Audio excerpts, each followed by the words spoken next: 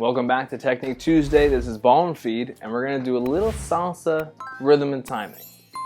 So if you've already know the salsa basic, when you go and break forward and backwards in each direction, we're just going to go over a little bit about how fast I take these steps and if there are any differences.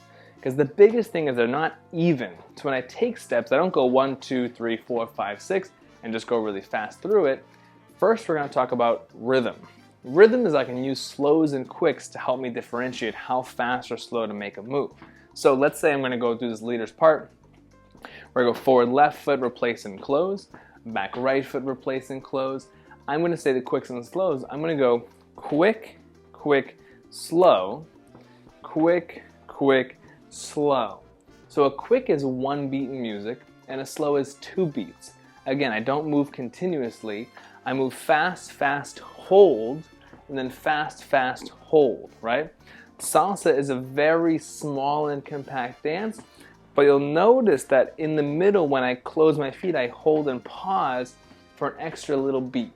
Whereas if I didn't do that, it would be 1, 2, 3, 1, 2, 3, and there'd be no breaks in the music at all, where I want to have this little moment in the middle where I pause and find my balance, right?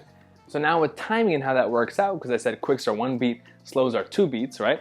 I'm going to go 1, 2, 3, and then I hold myself on the 4.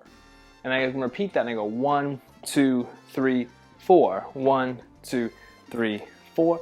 1, 2, 3, 4. If I want to count to 8, it's the same formula. I'm going to go 1, 2, 3, 4, 5, 6, 7, 8. 1, 2, 3, 4, 5, 6, 7, 8.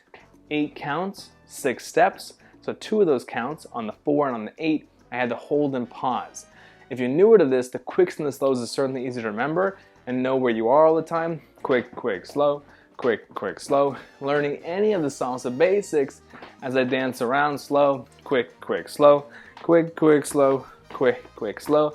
Makes it much easier for me to remember and have more control instead of rush into the next thing and look like I'm just kind of running around all the time, right? So holding myself on the 4 and on the 8 is the easiest way to remember this. With the quicks and the slows is also a great strategy. Enjoy your salsa dancing, and thank you so much for Technique Tuesday.